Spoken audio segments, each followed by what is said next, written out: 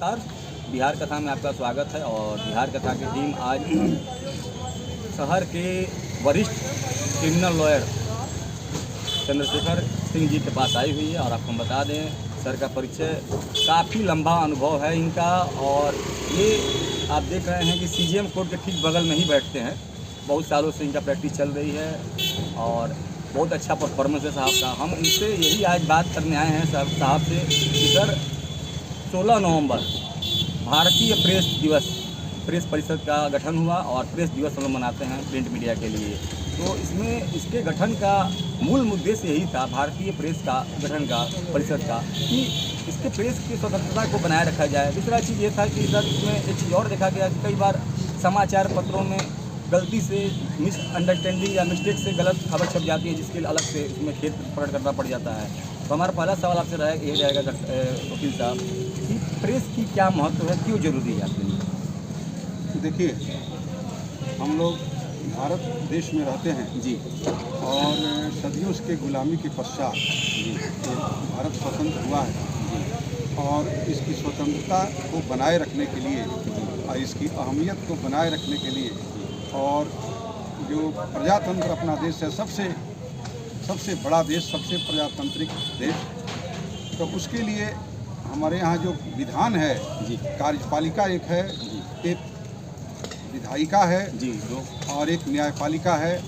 तो इस तरह से ये जो हम लोग तो अपना कार्यपालिका अपना काम करती है, न्यायपालिका अपना काम करती है, विधायिका अपना काम करती है, लेकिन इन कामों को सब लोग काम करते हैं for welfare of the member of the society. जी चाहे जो man belongs to whichever the society, चाहे वो किस व्यक्ति का हो, लेकिन सबकी है कि सबको सुलभ सस्ता न्याय और जो कार्य सरकार का है, कहाँ कहाँ हो रहा है, कैसे हो रहा है, जानकारी लेना। इतने चकाचौंध के युग में भी स्वतंत्रता हमको मिले हुए जी 50, 53 और इधर कई एक 75, 76 से 75 से अधिक हो रहा है। लेकिन आज भी बहुत से जो गरीबी रेखा से नीचे लोग जीवन बसर करते हैं। जी सबके पास रेडियो नहीं है, सबके पास मोबाइल नहीं है, सबके पास टीवी नहीं है, अति आधुनिक जो श्रव्य तरंगे का जो उपकरण नहीं है, बहुत और अवलंबित है खेती पर, गरीब जनता है।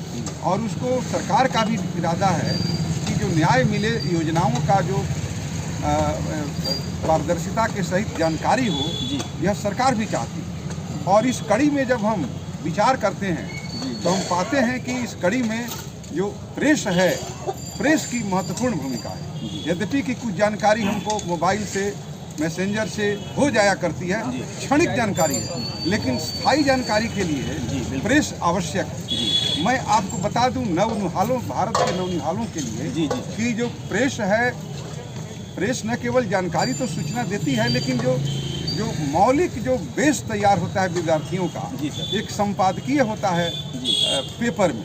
तो अच्छे विद्वान उसमें समसामयिक घटना के संदर्भ में अपना संपादकीय प्रत्येक दिन निकलता है, जिसको एडिटोरियल कहते हैं। तो उसमें एडिटोरियल को कोई लड़का जो विद्यार्थी है उसको नियमित पढ़े तो वह उसमें मौलिक उसको ज्ञान हो जाता है। और खेल के संबंध में अन्य जानकारी, सरकार की योजना का सब होता है। इसलिए प्रेस की स्वतंत्रता बनाए रखना जरूरी है। तो देखा कि आपको वकील साहब ने कितनी अच्छी बात बताई और नौनिहालों को भी बहुत ही अच्छा संदेश दिया और सोशल मीडिया के बारे में भी बताया कि बहुत कुछ जानकारी तो मिल जाती है, लेकिन अप्रूवल आपको अनुमोदन प्रेस के माध्यम से ही होता है। क्योंकि ये लाइसेंसी चीज़ है, आ रहा नहीं है पेपर, तो जो कुछ पेपर में निकल जाता है वो बिल्कुल ही सही होता है। यानी कहीं ना कहीं ननिहालों के लिए भी मैसेज दे रहे हैं कि जो नए बच्चे हैं, यूथ हैं, यंगस्टर हैं, उनके लिए ही मैसेज है कि देखिए हम लोग के जो राज्य के सूबे के मुखिया हैं माननीय नीतीश कुमार सीएम साहब, वो भी बार ये मैसेज दे रहे हैं नौनिहालों को कि बाबू आप लोग फेसबुक यूनिवर्सिटी, व्हाट्सएप यूनिवर्सिटी पर भरोसा मत कीजिए, आप लोग पेपर पढ़िए, अच्छी किताबें पढ़िए, किताब पढ़िएगा तो नॉलेज होगा, उसका अप्रूवल है कि हाँ ये बात जो भी लिखा गया है सत्य है। लेकिन उसको आप सोशल मीडिया को सच मानकर कीजिएगा तो कहीं ना कहीं आपको इसमें आपको खमियाजा भुगतना पड़ सकता है। दूसरा चीज़ था सर इसमें कि जो प्रेस की स्वतंत्रता को बनाए रखने के लिए ही इसका गठन किया गया, पहला चीज़ था। दूसरा और भी था इसमें कि इसमें लोकसभा के अध्यक्ष जो होते हैं वो उसमें मेन अध्यक्ष होते हैं इस प्रेस परिषद में। उसके अलावा 28 और मेंबर होते हैं जिनका पैनी निगाहें होती हैं। जितने भी मीडिया हैं इस पर ये लोग कहीं गलत ना चले, गलत करते हैं तो इनको कैसे कंट्रोल किया जाए। दूसरा इसका और भी एक मकसद था, अगर कोई भी इसमें पत्र पत्रिकाओं में समाचार पत्र में गलत हो रहा है उसको सुधार करने की प्रक्रिया, उसके लिए आप खेद प्रकट करना, इसके बारे में क्या कर सकते हैं सर? देखिए, इसमें इस अवसर पर प्रेस की स्वतंत्रता के अवसर पर जी प्रेस दिवस पर हम सरकार से मांग करते हैं कि जो लोकसभा, ये जो राज्यसभा में जो नॉमिनेट राष्ट्रपति महोदय जी करते हैं जी, या पार्टी भी करती है जी, तो उम्दा किस्म के जो उत्कृष्ट जी जो अपनी योग्यता रखते हैं जिस क्षेत्र में पत्रकारिता में, उन लोगों के बीच से राज्यसभा में पार्टी नॉमिनेट करे। राष्ट्रपति महोदय के भी सरकार को भी चिंतन करना चाहिए कि ताकि उसमें जो विधायिका में जा कर के लोकसभा और राज्यसभा में जा कर के और आवाज़ को बुलंद करने के लिए आवश्यक है कि इस क्षेत्र के उत्कृष्ट लोगों को इसमें सेवा प्रदान करने का हम मांग करते हैं अपने ये लोकप्रिय मुख्यमंत्री नीतीश कुमार जी से जी, और जो सत्ताधारी पार्टी एनडीए के लोगों नेताओं से मांग करते हैं कि आवश्यक है जी। और आज भी मैं अपनी बात बताऊं कि कुछ मोबाइल से सूचना करने के बाद भी जब तक बिहार का था और अन्य भी पेपर का जब तक हम लोग देख नहीं लेते हैं जी, लगता है कि कुछ कमी है जी, बिल्कुल। और कमी का एहसास होता है। तो इस अवसर पर संक्षिप्त रूप से पत्रकार बंधुओं को, समस्त पत्रकार बंधुओं को हम आभार प्रकट करते हैं और उनको आगे बढ़ने के लिए हम शुभकामना देते हैं जी। और एक और बात है कि जो पत्रकारिता में लगे हैं उनको सरकार को भी रेल में या हवाई जहाज के सफर में या टोल टैक्स में या कुछ ऐसा बन पड़े तो कुछ सहूलियत, चूँकि ये बिना पेमेंट के दिन रात लगे रहते हैं, अवैतनिक होते हैं। तो इस अवसर पर विशेष रूप से जो हम आकांक्षा रखते हैं और मांग करते हैं सरकार से कि कुछ पत्रकारिता के महोदय लोगों पर जो काम करने वाले प्रेस पर जो जितने कर्मचारी हैं उस पर दया दृष्टि, कुछ आर्थिक दृष्टि से रखा जाए तो प्रेस के दिवस पर एक बहुत बड़ी उपलब्धि होगी। और इतना ही कह करके बहुत बहुत धन्यवाद दीपक जी, आपने हमको समय दिया कुछ बोलने का अवसर। चलिए, बहुत बड़ा यहाँ पर डिमांड मैंने रखा हमारे वकील साहब ने पत्रकारों के लिए। साफ तौर पर इन्होंने कहा जो उम्दा किस्म के यानी जो वरिष्ठ पत्रकार हैं, जैसा आप लोगों ने देखा कि जो प्रभात खबर के हम लोगों के मालिक हैं हरिवंश बाबू को राज्यसभा में यहाँ से भेजा गया और वो अभी राज्यसभा के उपाध्यक्ष पद पर आसीन हैं। लेकिन उसके अलावा भी और भी कुछ उम्दा किस्म के पत्रकारों को डिमांड कर रहे हैं हमारे वकील साहब, यानी कहीं न कहीं हम लोग के पत्रकारों को सपोर्ट कर रहे हैं। दूसरा चीज़ इसमें इन्होंने ये भी कहा कि पत्रकार अवैतनिक होते हैं, इनकी कोई सैलरी नहीं है कि 5,000 कमाएंगे कि 10,000 कमाएंगे कि 12,000 कमाएंगे। ये महंगाई का युग है, कहीं ना कहीं पत्रकार के भी फैमिली है, बच्चे हैं, उनके बच्चे स्कूल में पढ़ रहे हैं, तो भाई उनका भी खर्चा पानी कैसे निकले। तो उनके लिए कई तरह की सहूलियत की बातें की कि टोल टैक्स को भी उनके लिए मुक्त किया जाए और भी कई तरह के हो सके तो आर्थिक मदद, यानी आप एक मुश्त महीना में हो सकता है। जैसे कुछ दिन पहले ऐसा सूचना मिला था कि जिन पत्रकारों का 15 से 20 साल का अनुभव हो चुका है क्षेत्र में, उनको एक मुश्त सरकार कुछ पैसा उनके अकाउंट में डालेगी, लेकिन ऐसा हुआ नहीं। सरकार के केवल कोरी वादे ही होते हैं, सरकार कुछ करती उड़ती नहीं है पत्रकारों के लिए।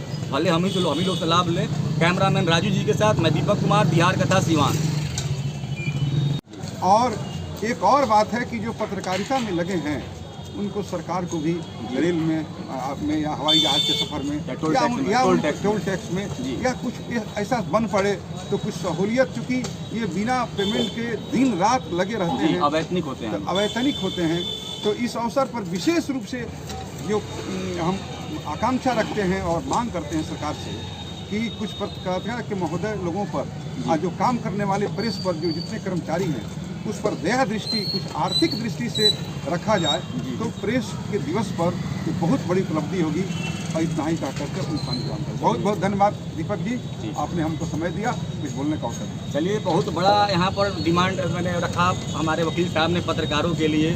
साफ तौर पर इन्होंने कहा कि जो उम्दा किस्म के यानी जो वरिष्ठ पत्रकार हैं, जैसा आप लोगों ने देखा कि जो प्रभात खबर के हम लोगों के मालिक हैं हरिवंश बाबू को राज्यसभा में यहाँ से भेजा गया और वो अभी राज्यसभा के उपाध्यक्ष पद पर आसीन हैं। लेकिन उसके अलावा भी और भी कुछ उम्दा किस्म के पत्रकारों को डिमांड कर रहे हैं हमारे वकील साहब, यानी कहीं न कहीं हम लोग के पत्रकारों को सपोर्ट कर रहे हैं।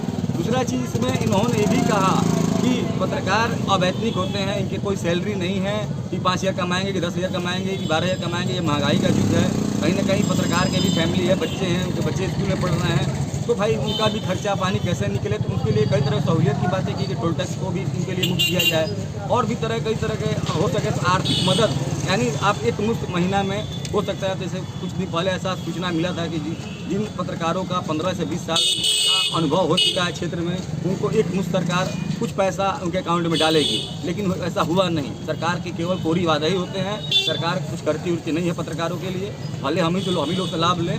कैमरामैन राजू जी के साथ मैं दीपक कुमार, बिहार कथा सिवान।